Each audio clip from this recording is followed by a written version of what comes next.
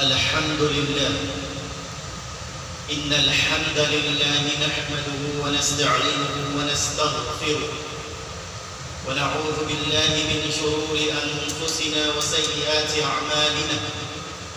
من يهده الله فلا مضل له ومن يضلل فلا هادي له.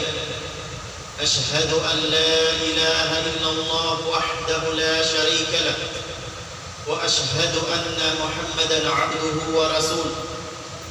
يا أيها الذين آمنوا اتقوا الله حق تقاته ولا تموتن إلا وأنتم مسلمون.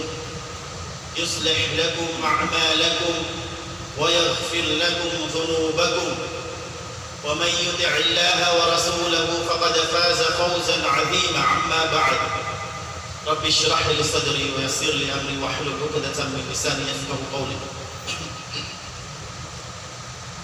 Mga minamahal kong magulang at kapatid sa pananampalatayang Islam, purihin natin ang Allah subhanahu wa ta'ala dahil siya lamang ang nararapat nating pinupuri, at tayo magpakukup sa Kanya mula sa kasamaan ng ating mga sarili at mula sa kasamaan ng ating mga nagagawa. Kung sino man ang Kanyang gabayan ay wala nang makakapaglihis sa Kanya, at kung sino man ang Kanyang ilihis ay wala nang makakapaggabay sa Kanya. At saksihan natin na walang ibang Diyos na dapat sambahin maliban sa Allah, Al-Khaliq, ang tagapaglikha, ang naglikha sa lahat ng ating mga nalalaman, ang naglikha sa lahat ng ating mga nakikita, at ang naglikha sa hindi natin nalalaman at maging sa hindi natin nakikita. At saksiyan din natin na si Propeta Muhammad sallallahu alaihi wasallam ay ang kanyang kahuli-hulihang subong ipinarating dito sa mundo upang tayo'y gabayan sa tamang pagkilala at pagsamba sa kaisahan ng Allah subhanahu wa ta'ala. Mga minamahal kong magulang at kapatid sa pananampalatayang Islam, una sa lahat, ako po ay humihingi ng paumanhin sa inyo sa pagtayo ko dito sa harapan ninyo kahit na parang hindi nararapat. Itong pagtayo namin dito sa harapan ninyo ay hindi nangangahulugan na kami ang mas mainam sa inyo, kundi ito'y itinakda ng Allah subhanahu wa ta'ala na marahil maaaring mayroon tayong makuhang kaalaman sa ating mga kapatid na kahit kakaunting kaalaman na may giging sanhi ng ikakabuti ng ating pagsamba sa Allah subhanahu wa ta'ala. Mga magulang at kapatid sa pananampalatayang Islam, alhamdulillah, tayo po na nanirito ay malaking biyaya ang ating nakuha nitong nagdaang buwan ng Ramadan. At nararapat lamang na pasalamatan natin ang Allah subhanahu wa ta'ala dahil hindi lahat ng kanyang alipin ay pinaabot niya o di kaya pinatapos niya sa buwan ng Ramadan. Kagaya ng mga kakilala natin na hindi na umabot sa buwan ng Ramadan, at gayon din tayo, hindi natin alam kung tayo ay paabutin pa ng Allah subhanahu wa ta'ala sa susunod na Ramadan. Kaya ipagpasalamat natin sa Allah subhanahu wa ta'ala naway tanggapin niya ang ating mga sakripisyo ditong buwan ng Ramadan.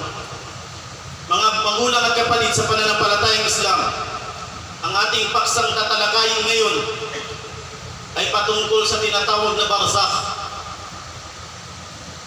Ang barzakh, mga magulang at kapatid sa pananampalatayang Islam, ay 3 beses lamang siya binanggit sa loob ng Quran.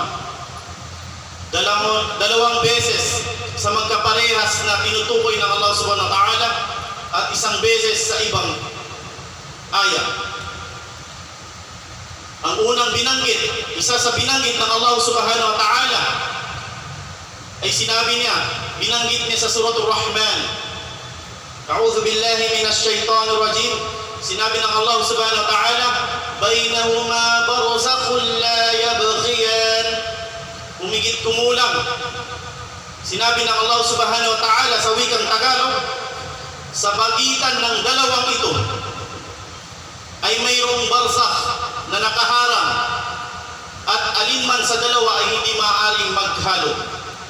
Ibig sabihin, ang tinutukoy ng Allah subhanahu wa ta'ala, kung alam natin, yung dalawang dagat na magkadikit, ngunit hindi sila nagkakahalo. Yung tubig alat at saka tubig tabang na tinatawag sa wikang Tagalog. Yun ay dalawang beses binanggit ng Allah subhanahu wa ta'ala sa banal na Quran. At yun ay binanggit na ng Propeta Muhammad sallallahu alaihi wasallam noon pa man na wala pang nakakaalam sa dagat na iyon. Kaya ito ay binabanggit na isa sa miracle ng Quran. Wala pang scientist na nakapunta doon, na nakapag-aral doon, ngunit binanggit na sa banal na Quran. At ang pangalawang binanggit ng Allah subhanahu wa ta'ala sa kanyang banal na Quran na patungkol sa barzakh, sinabi niya, wa min waraihim barzakhun ila yawmi yub'athun. Humigit kumulang ang kahulugan niya, at sa kanilang likuran ay may isang pagitan, yung barzakh.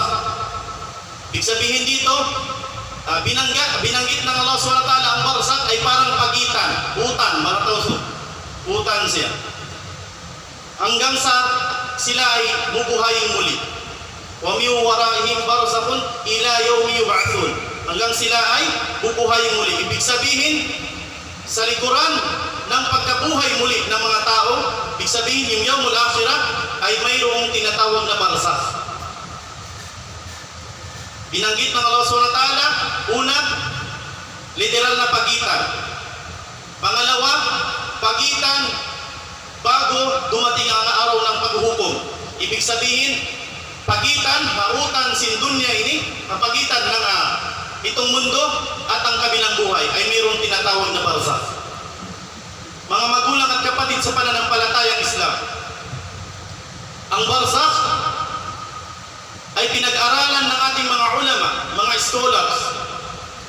Ang barzakh, ayon sa kanilang pag-aaral at ayon sa Quran at hadith ng Propeta Muhammad sallallahu alaihi wasallam, ay wala siyang eksaktong pagpapaliwanag kung ano yung pagkasunod-sunod niya. Katulad ng Yawmul Akhirah, walang eksaktong details kung ano talaga yung pagkasunod-sunod. Ngunit sa kanilang pagtsatsaga sa pag-aaral nito, ay alhamdulillah, naipaliwanag nila sa atin ng kahit kakaunti upang mas maintindihan lang natin yung dadatnan natin. Inshallah, ipaliwanag natin sa abot nating ng ating makakaya o kaalaman. Ang barzakh, mga magulang at kapatid sa pananampalatayang Islam, sa oras ng pag-alis ng niyawa ng kaluluwa ng tao sa kanyang katawan, siya ay nandoon na sa Yawmul Barzakh, sa lugar ng barzakh. Ang barzakh, ipinaliwanag ng mga ilang scholars, ng mga ilang da'i, mga ulama, ay hinalintulad nila sa katulad ng panaginip. Biasa tagailog.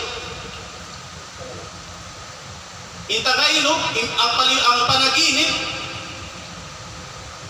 kapag nakita mo ang tao na nananaginip, yung nakahiga siya, kung ano yung nakikita mo sa kanya na nakahiga, hindi yun ang totoong nangyayari sa kanya. At sa loob ng panaginip, minsan di mo na kailangan mabuhay na katulad ng dito sa mundo. Halimbawa, sa loob ng tubig, minsan nakakahinga ka. Minsan nakakalipat ka. Nagagawa mo yung mga ibang bagay na hindi mo magagawa dito sa mundo. Ganon din ang barzakh. May mga pangyayari doon sa barzakh, at ang kabilang na doon yung pangyayari sa loob ng kubur, sa barzakh na tinutukoy na ito. May mga pangyayari sa barzakh na hindi mo maipapaliwanag, na hindi nangyayari dito sa atin sa mundo, kagaya ng panaginip, pero hindi sila magkaparehas. Inahalintulad lamang para mas maintindihan natin. Ang barzakh, mga magulang at kapatid sa pananampalatayang Islam, kung ano man ang datnan mo sa loob ng barzakh, ay tiyak na yun na rin ang dadatnan mo, o mas higit pa doon ang dadatnan mo sa Yawmul Qiyamah. Kung ikaw ay maganda ang pamumuhay mo sa barzakh, ay mas mainam ang dadatnan mo. Ganon din kung masama ang iyong dinatnan sa loob ng barzakh, ay mas masama ang dadatnan mo sa yaumul qiyamah. Mga magulang at kapatid sa pananampalatayang Islam,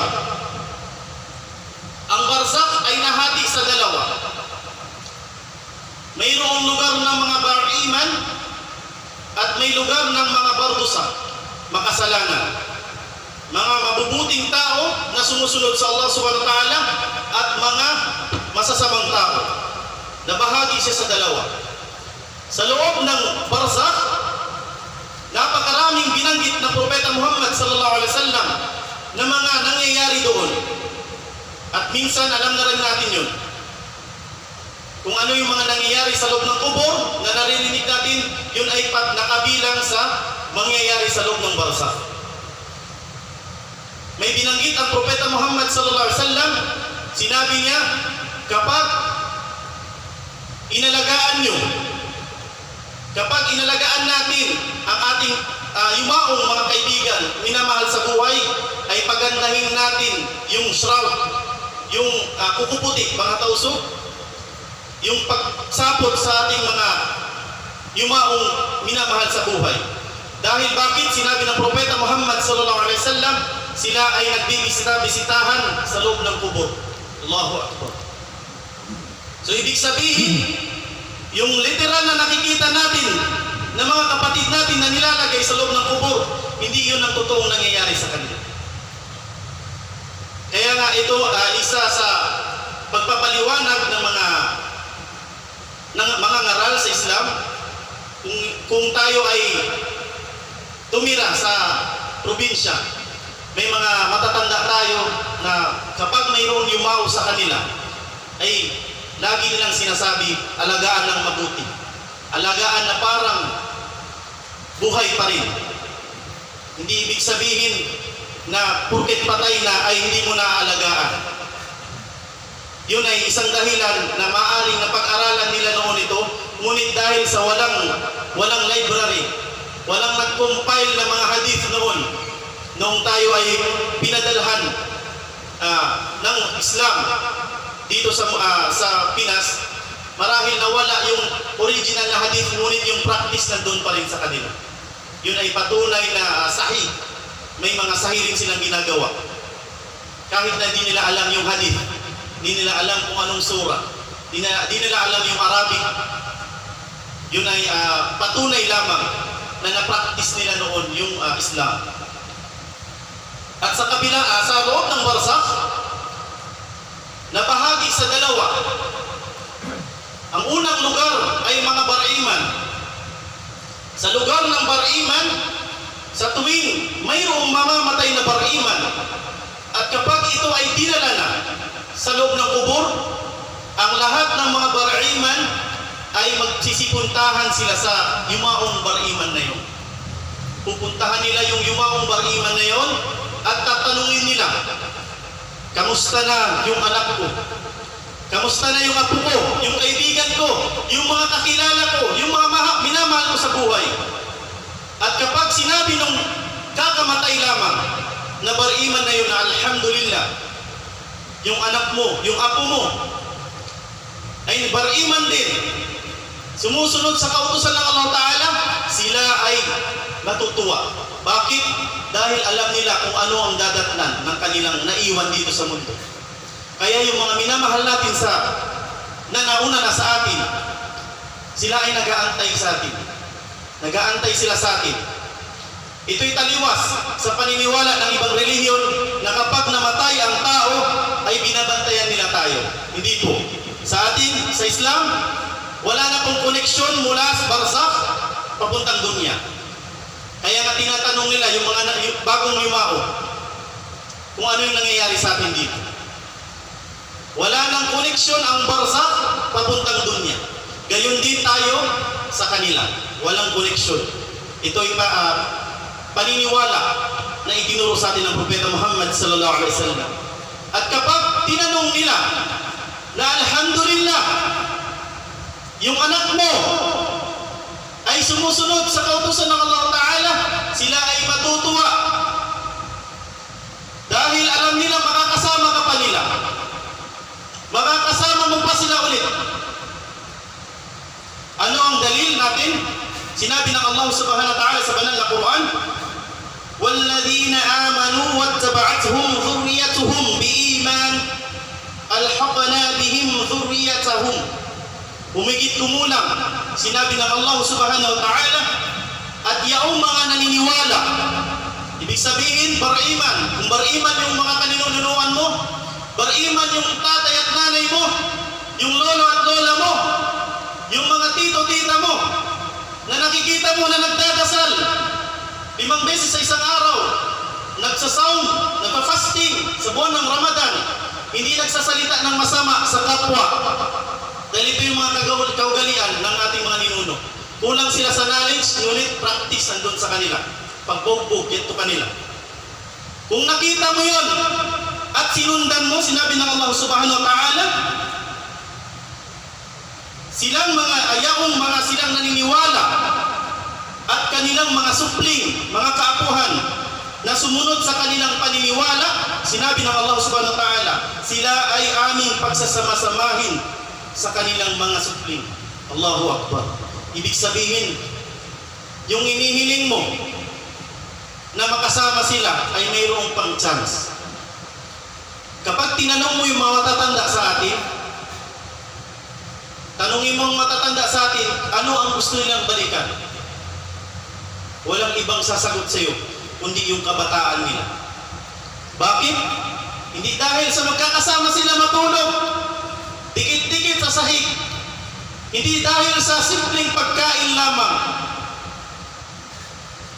Yung pamumuhay na walang electric fan, walang aircon sa bundok, hindi yun ang gusto nilang balikan, kundi yung mga kasama nila noon na wala na dito sa mundo. Yung nanay mo na nagluluto sa'yo,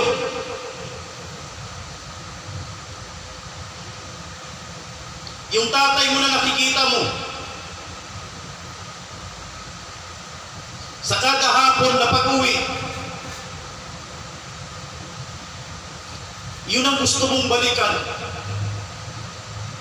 Ito'y sinabihan tayo ng Allah Ta'ala, mayroong pang chance para makasama natin sila. Ngunit nasa sa ating desisyon yun. Kung gusto natin silang makasama, mayroong pang next life na makakasama natin sila. Kaya dapat pag-igihan natin. Gayahin natin kung ano yung mga ginawa nilang mabuti. Kung paano sila magdasal sa tamang pamamaraan, sundin natin. Kung gusto talaga natin sila makasama.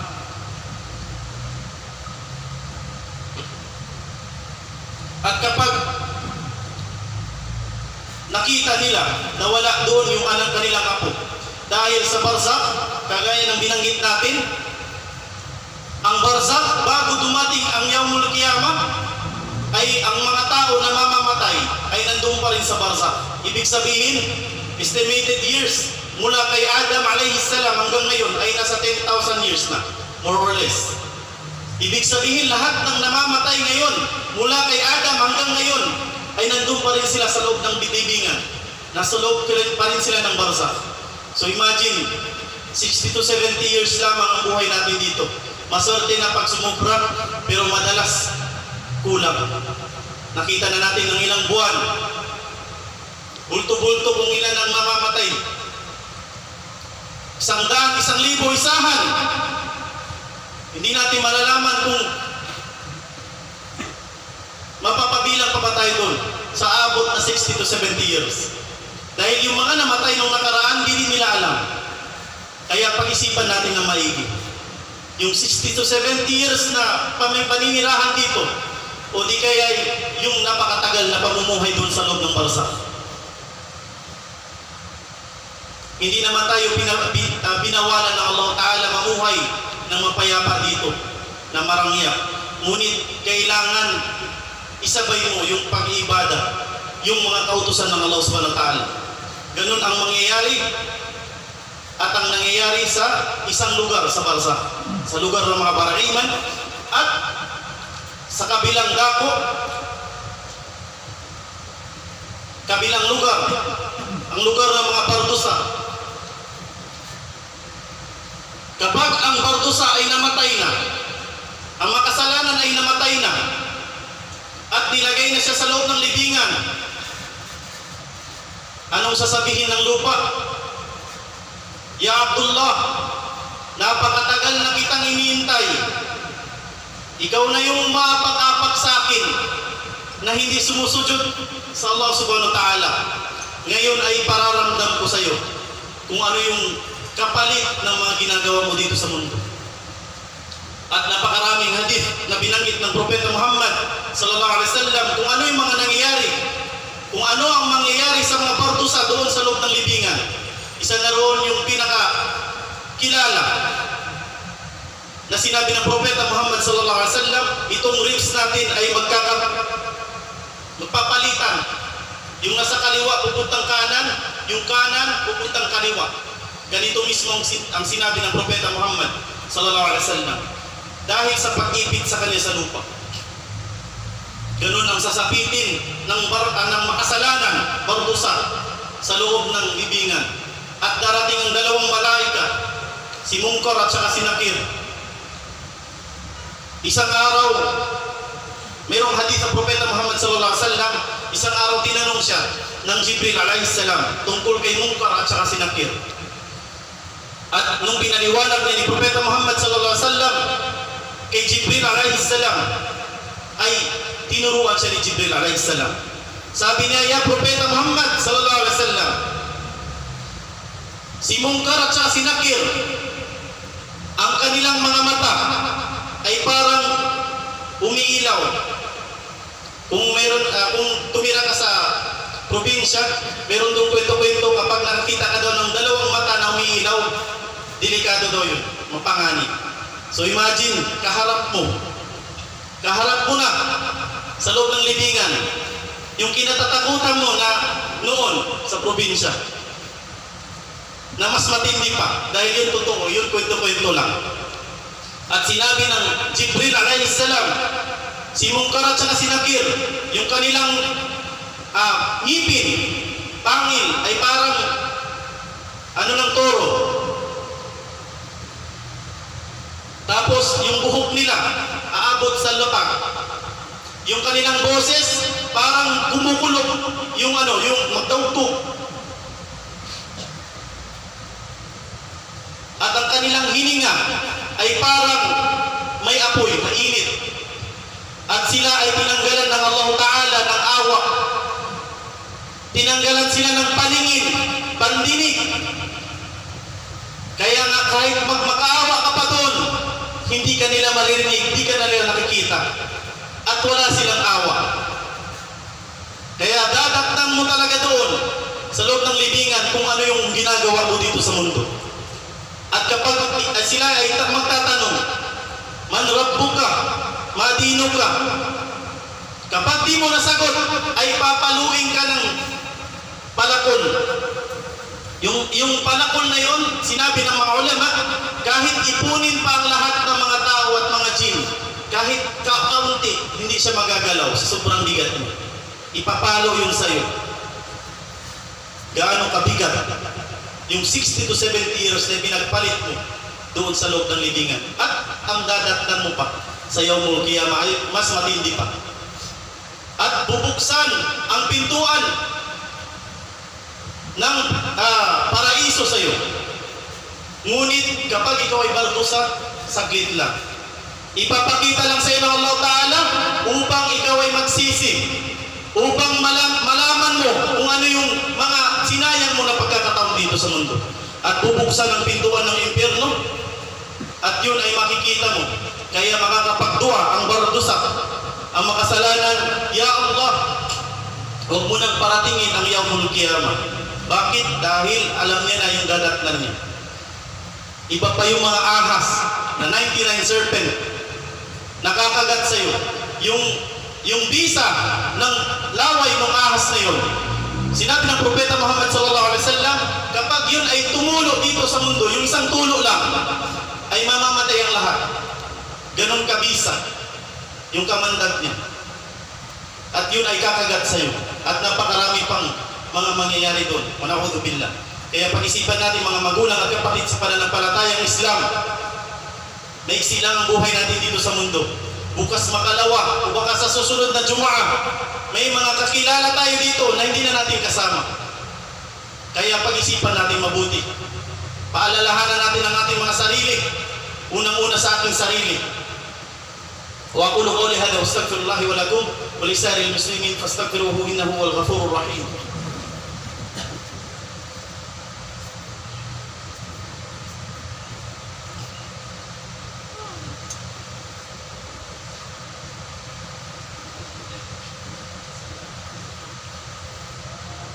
إن الحمد لله والصلاة والسلام على رسول الله رب اشرح لي صدري ويسر لي أمري واحلل عقدة من لساني يفقهوا قولي.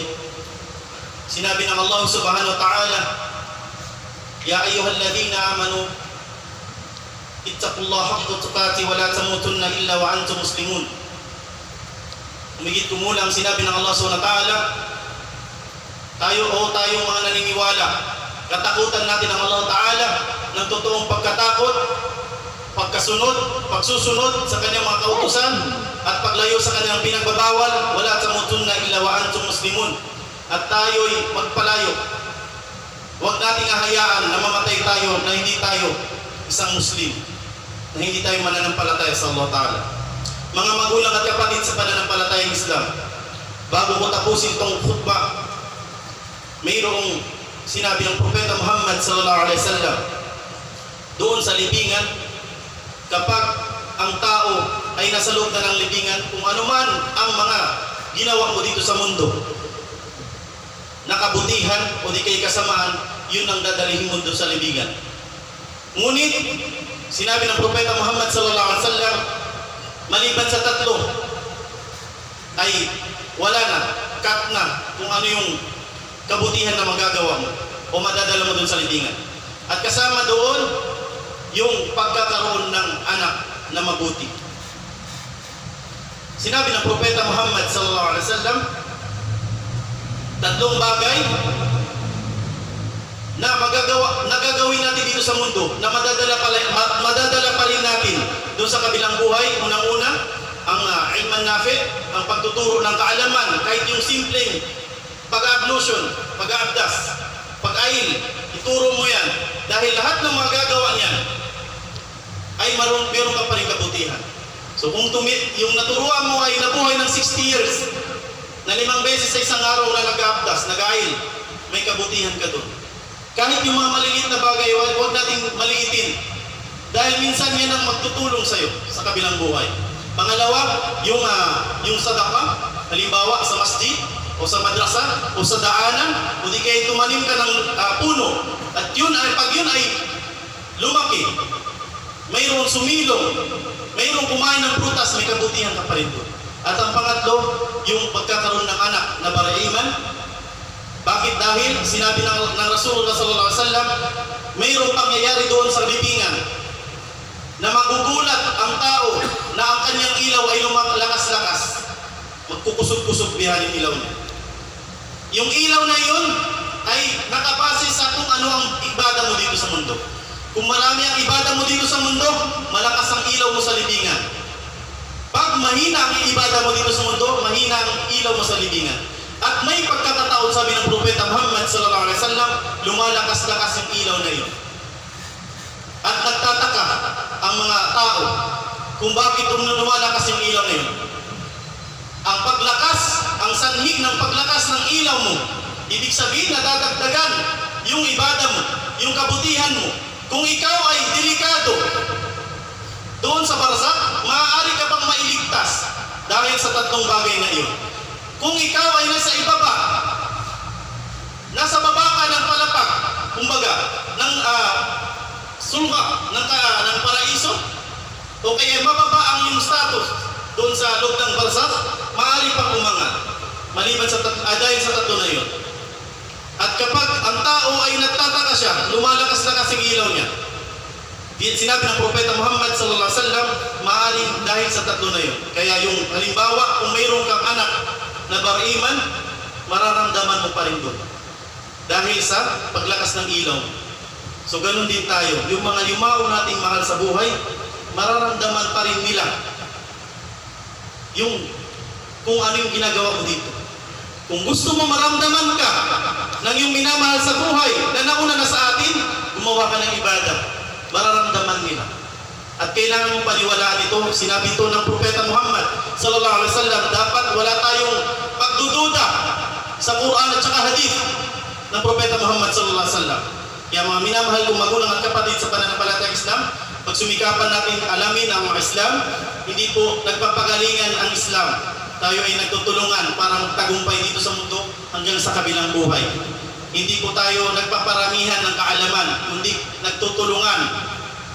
Magdagdagan mo ang kaalaman ng iyong kapatid, mag-guide mo, mapaalalahanan mo iyong kapatid. Ganun ang Islam.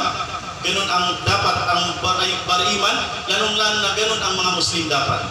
Kung mayroon man akong nasabi na masama o mali, yun ay kakulangan ng aking kaalaman dahil hindi po ako guro.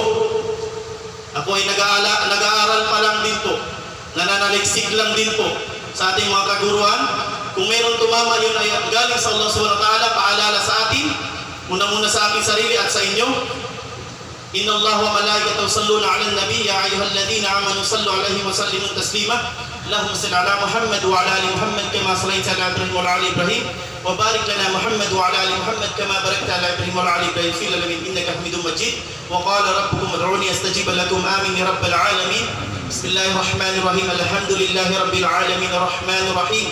مالك يوم الدين إياك نعبد وإياك نستعين اهدنا الصراط المستقيم اهدنا الصراط المستقيم اهدنا الصراط المستقيم صراط الذين أنعمت عليهم غير المغضوب عليهم ولا الضالين ربنا لا تؤاخذنا إن نسينا أو أخطأنا ربنا ولا تحمل علينا إصرا كما حملته على الذين من قبلنا ربنا ولا تحملنا ما لا طاقة لنا به واعف عنا واغفر لنا وارحمنا أنت مولانا فانصرنا على القوم الكافرين والحمد لله رب العالمين وأقيم السلام.